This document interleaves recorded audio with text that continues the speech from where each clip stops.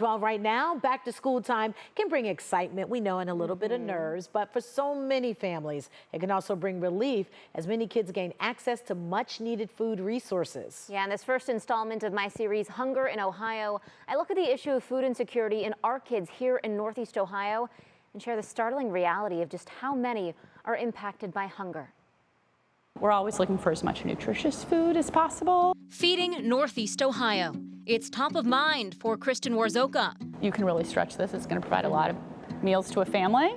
As the CEO of the Greater Cleveland Food Bank, she knows that while schools may be on break during the summer, the food bank and its partners are very much in session. We provided free meals to 117 sites, which was a new record.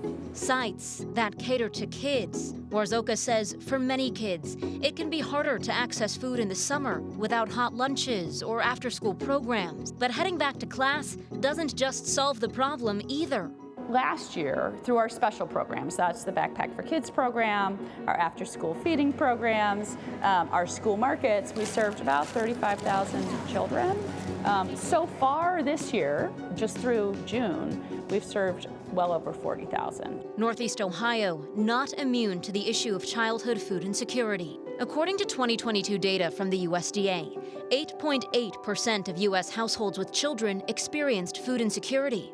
Compare that to Northeast Ohio. Recent data tells us that 1 in 4 children in our service area is food insecure, and that is just absolutely heartbreaking. And our childhood poverty levels don't paint a prettier picture. Census data shows the national 2022 child poverty rate was roughly 16%, a staggering number, but not when you compare it to Cleveland's. The tragic thing in the city of Cleveland, nearly half of our children are living in poverty, and 1 out of 5 are in deep poverty, where their families are making less than $15,000 a year.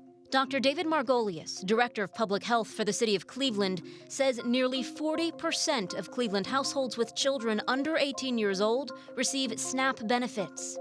But school can be one place where the pressure is off. For the city of Cleveland, all of our schools offer free breakfast and lunch. Children in Cleveland who don't know where their next meal is coming from are going to have a harder time concentrating in school. They're going to have a harder time enjoying the time that they spend with friends.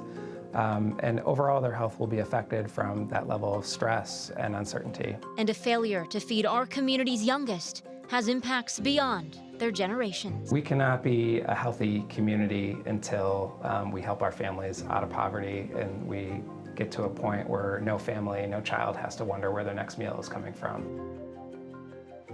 Well, the numbers are eye-opening. In our next installments, I'll introduce you to families impacted by food insecurity and share the efforts being made to make sure that no child goes hungry. In my series, Hunger in Ohio, I look at the way food insecurity impacts the youngest members of our community, especially as they head back to school. In this second installment, I spoke to families who shared their experiences with the high cost of food. You want purple? Yeah. Purple? What color you want, man? Look, they got blue or yellow or orange. At their back-to-school bash at the Greater Cleveland Food Bank's Community Resource Center, shoes and clothes for kids decked out students for the new year. She's getting ready for kindergarten, and he's going to pre-K.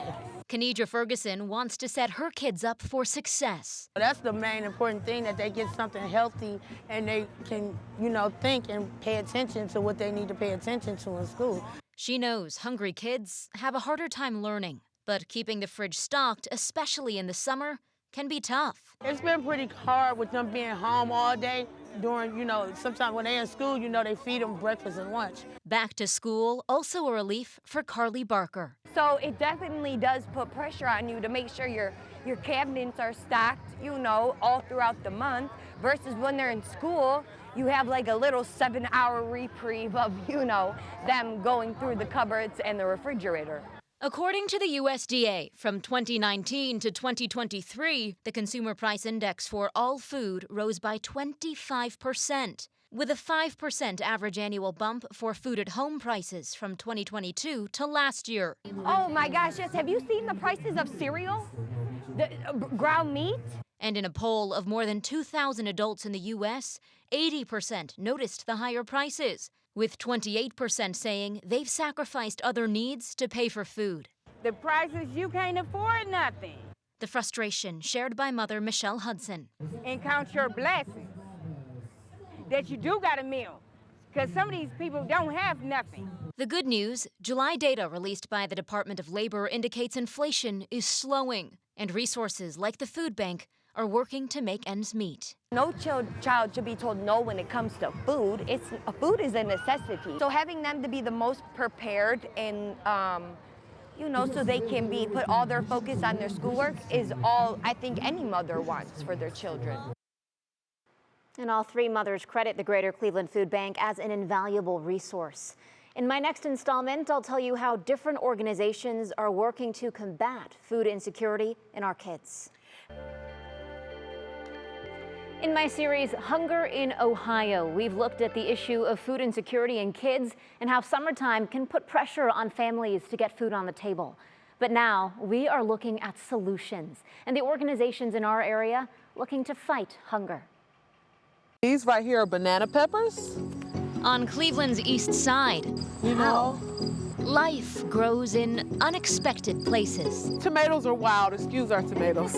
Nestled between homes and businesses on 123rd and Imperial, a garden blooms. Rev Love Farm is a community space. It's a growing space where we grow individuals, where we grow as a community, and then, of course, produce. It's a place where Shirley Bell says all are welcome to learn about agriculture and sustainable food systems, especially young people like those in the farm's workforce development program. They're able to have a back porch with produce that's fresh, and it helps them deal with their food security, or that they're able to learn leadership and how we're able to affect policy and change policy and really speak to leadership within their community. That translates to many different careers. Rev Love Farm is working to fight food insecurity, one of a number of different approaches in Northeast Ohio, from farming the land to changes in the lunchroom. All of our students now will be able to access free breakfast and free lunch, which we're excited about. This year, the Parma City School District qualifies for the federal community eligibility provision through the USDA. It's a new change that Superintendent Charles Smilik says comes at no cost to the community. Meeting basic needs is something that schools have had to really be more aggressive in doing, as we've seen families struggling at a higher level. And so we're happy to be able to do that. Also feeding students. We're meeting a big need in Northeast Ohio. The Boys and Girls Clubs of Northeast Ohio. CEO Alan Smith says they served about 300,000 meals last year. Young people were able to come in each day. Not only can they participate in our great programs, they also get a free meal. In addition to providing free programming and positive role models, Smith says the club also fills in the gaps all year long. We know that the need is there. We know that our families maybe don't necessarily every day have the ability to provide a meal to the capacity that we do. And so it's just really, really important for us. We think it helps drive participation in our sites, and most importantly, it's great for our kids. Well, if you are interested in receiving support or helping out with any of the hunger initiatives we mentioned in this series, we do have links on our website, wkyc.com.